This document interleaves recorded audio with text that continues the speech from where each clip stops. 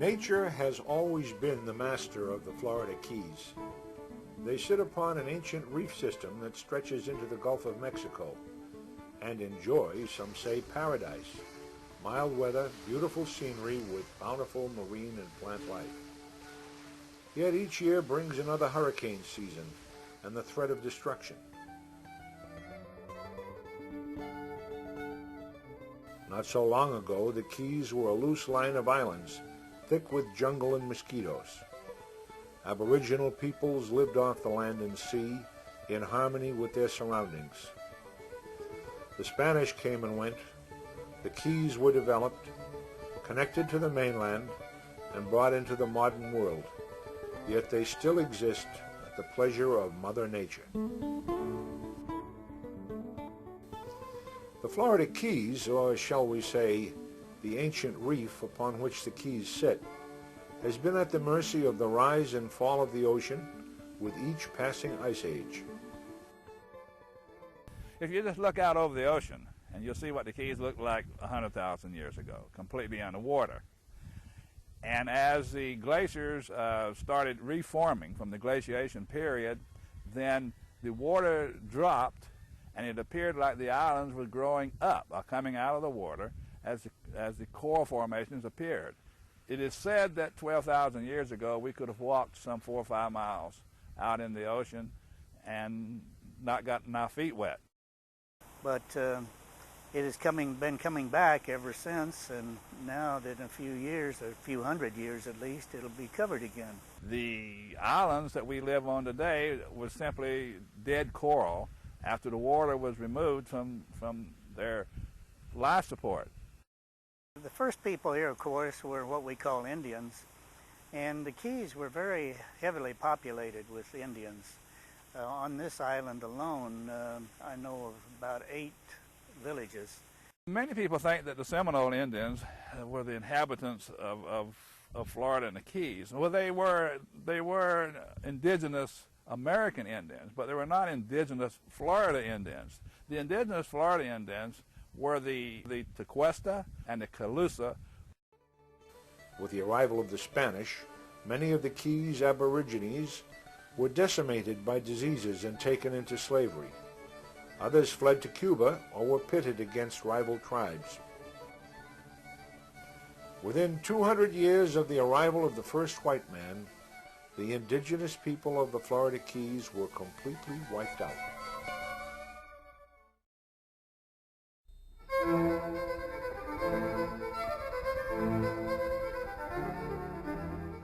After European discovery of what really was a very old world, Cuba became the center of all Spanish interests in the hemisphere.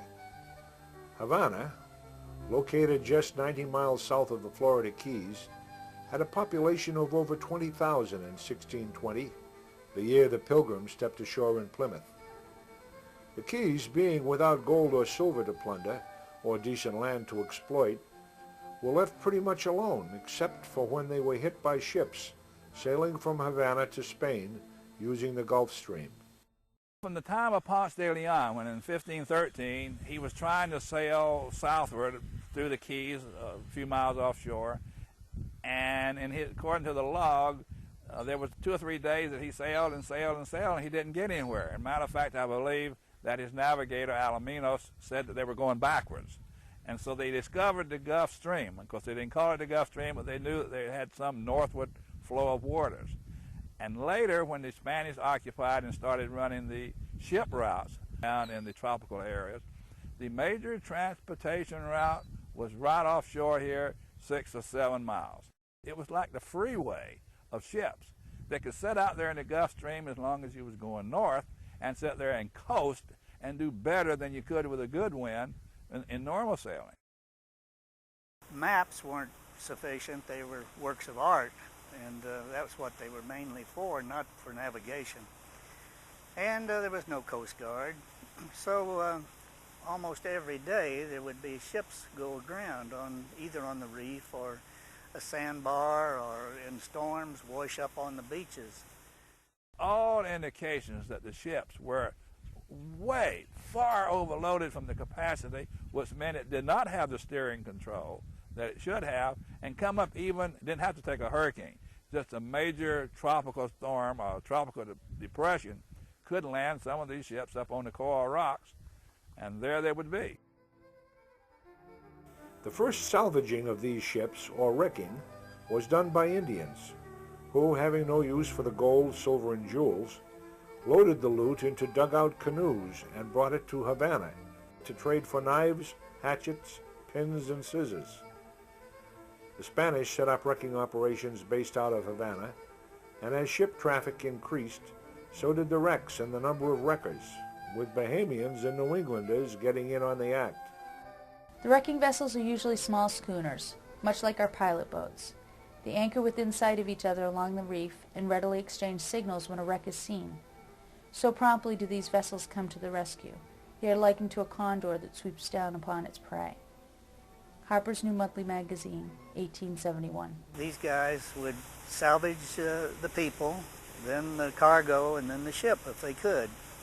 And it became quite a business. They were considered kind of bad guys and pirates, but they weren't. They did quite a wonderful service, and most of them were very religious, good people. In 1763, Florida was traded to Britain in exchange for Cuba, which the British had seized in the 7-Year War. Under British rule, Florida prospered and became a haven for Loyalists during the Revolutionary War. Florida was given back to the Spanish in 1783, but the Keys continued to be dominated by the conchs of the Bahamas, who set up wrecking camps throughout the Keys. Key West was the first to actually be purchased. When Spain gave up Key West, they gave, at that time, for services rendered to the Crown, a Spanish soldier, Juan Pablo Salas, was given the island. But when the United States gained control, he was afraid that his claim would not be honored, so he sold the island. And there are records that show he sold it to 2 or 3 different people. The one who finally prevailed was John Simonton. Simonton knew that there was a deep water port here and saw it as a possible center for commerce. And he got together with a couple of his friends. He divided the island into 4 pieces. And he sold the he kept a piece, and he sold the other 3 pieces to Fleming, Whitehead, and Green. Now, if you've been downtown, you know there's the names of some of the major thoroughfares here. At that time, Bahamians were coming here, doing the wrecking, and then taking their loot back to the Bahamas to sell it. And he thought he could make a lot more money if this was part of the United States, if there was a wrecking station based here, and the goods were sold from here. So he bought the island. Pirates had been menacing shipping in the area for years, and when Florida became a U.S. territory, Commodore David Porter's anti-piracy squad was sent into the area. At Simonton's insistence, and because of the island's strategic location at the top of the Caribbean, a Navy outpost was established. The name Key West is in one sense a misnomer, as the Dry Tortugas are a more westerly key. Cayueso, or Bone Island, as Key West was known in times of Spanish occupation, doubtless being a corruption. Charles Dodge, 1894. In 1822, Key West was declared an official point of entry, and any cargo from wrecks in the Keys had to go through the customs house. Wreckers were licensed, and all salvaged goods were brought to Key West and turned over to the custody of the court. Ships owners and insurance companies had the choice of paying the salvage fee, usually around 25%, or having the goods sold at auction to cover the amount of the fee. Key West boomed, becoming the richest per capita city in the United States.